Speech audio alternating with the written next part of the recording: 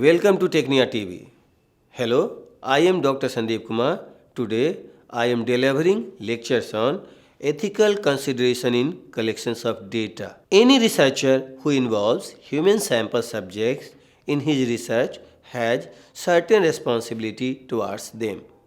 Since the activity of the sample subjects are often closely associated with data collection process, it is appropriate to consider ethical considerations. The following points have to be considered in the process of data collection. First one, the researcher must protect the dignity and welfare of the human sample subjects. Second one, the human sample subjects' freedom to decline participation must be respected and the confidentially. Second point, the human sample subjects' freedom to decline participation must be respected and the confidentiality of research data must be maintained. Third one, the researcher must guard against violation or invasion of privacy. Fourth one, the responsibility of maintaining ethical standard remains with the individual researcher, and the principal investigator or supervisor is also responsible for actions of his scholars. Now, what is organizations of data? After the data have been collected, it must be organized and analyzed to draw proper inferences. The mass of data collected through the use of various tools, however reliable, valid and adequate it may be, yet but raw.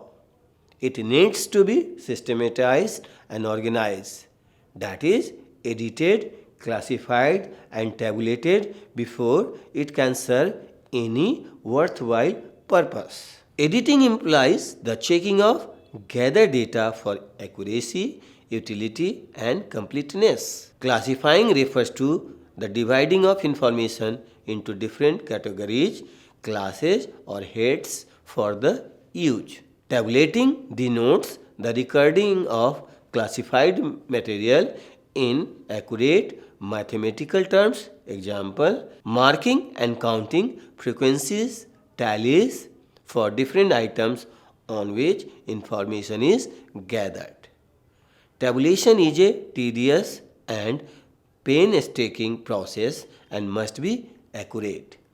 Before tabulating, all raw data should be tested on the basis of the purpose for which they are gathered, and only the useful and usable data should be tabulated. Research study, which includes the collection of considerable data using standard tests, should make provisions for machine scoring. There are IBM answer sets with a space of responses up to 150 items. Test scoring machines provide for obtaining the actual scores. They commonly provide tabulation, summaries and conversions to various types of standard score. If some cases the machines are connected to a computer to provide certain kinds of analysis, machine scoring of tests is usually less expensive than hand scoring. Other advantages of machine scoring are its accuracy and its preparations of the data for computer analysis if necessary. Not all educational research data are collected in a form that can be machine is not to be used to transmit data from the answer sheet to the computer is an important part of the research procedure. The data should be so organized that minimum effort is required to transmit the data from its original form to the IBM card. The format data card indicating the information that enters into each column must be defined by the researcher. Information is commonly of two types.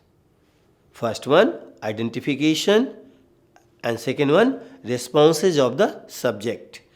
Any confusion should be eliminated to minimize the number of copy errors. The computations on the calculator should be so performed in such a manner that several internal checks can be made during the calculations. This is the culminations of my lecture. Watch Technia TV and subscribe Technia TV for more lecture on research methodology. Thanks a lot.